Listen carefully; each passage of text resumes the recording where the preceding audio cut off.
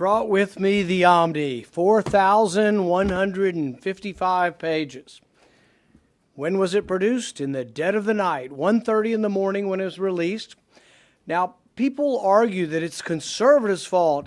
You don't have the Christmas spirit. Somehow you're holding up government. Well, whose job is it to produce this?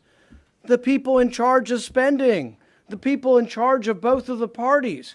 When did they know that this would be necessary? Well, it's in the law, September 30th. You got 9 months, almost 10 months, to produce a plan, to have a spending plan. They weren't ready on September 30th, so they voted themselves 90 more days. They weren't ready last week either, so they voted themselves another week. And now we have it at 1:30 in the morning this morning. But what's the clamor? The clamor is to vote. Vote now. Let's get it done. Why are you standing in the way of spending? Well, the real question is this. What is more dangerous? What is more dangerous to the country? $1.1 trillion in new debt, or as Republican leadership likes to say, oh, but it's a win. It's a big win. We're getting $45 billion for the military. So which is more important? Which threatens the country more? Are we at risk for being invaded by a foreign power if we don't put $45 billion into the military? Or are we more at risk by adding to a $31 trillion debt? I think the greatest risk to our national security is our debt.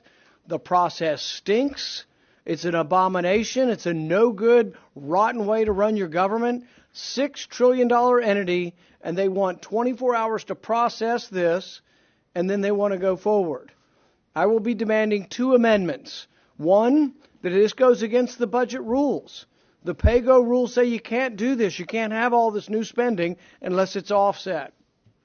We will also be demanding that the pay-go rules are increased. Instead of taking 60 votes to evade the rules, we're going to ask that it be a 2/3 vote to evade the rules.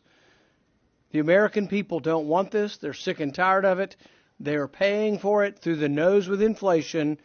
Adding $1 trillion to the deficit will simply fuel the fires that are consuming our wages and consuming our retirement plans.